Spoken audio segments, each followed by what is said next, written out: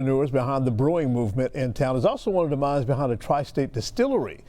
James Distillery is sort of reopening its doors tonight. And here to explain, a Vice President of Distilled Spirits, Rick Welker, and Master Distiller, Terry Shumrick. Thanks to you both. You brought some examples of the product that you make as well. Now, previously this was Shumrick and Lays, right? That's correct.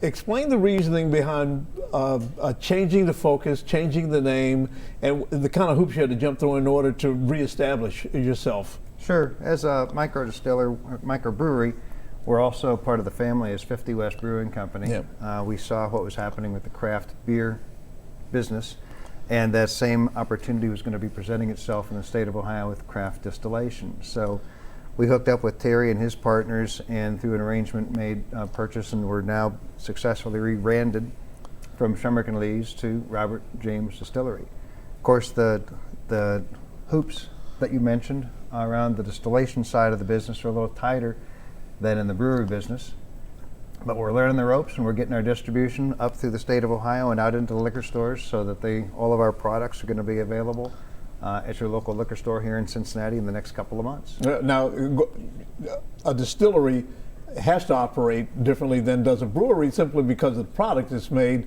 This is a longer process, right? Yeah, this is a much longer process. Anytime that you're going to take a bourbon per se, it's got to stay 2 years in a barrel to be called a straight bourbon whiskey. It's 4 years, so obviously it's a little bit longer. But with this particular bottle right here, it's called Bourbon.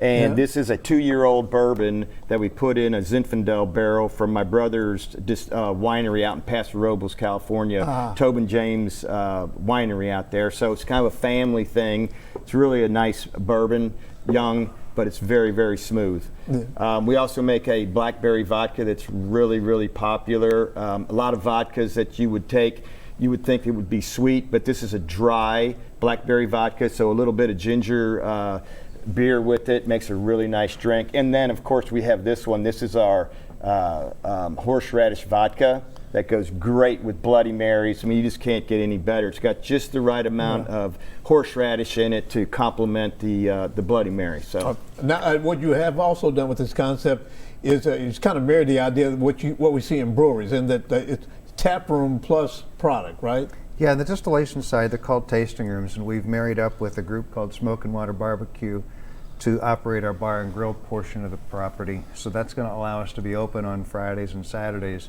and that'll give us the opportunity to do more distillation experience classes, some tastings, distillery tours, etc.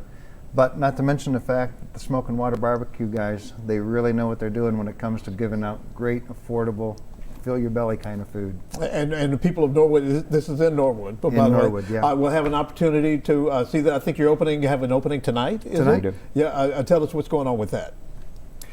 Smoke and Water Barbecue is going to be there. So we're going to make our craft cocktails. We've got a new cocktail menu. We've adjusted the prices on it.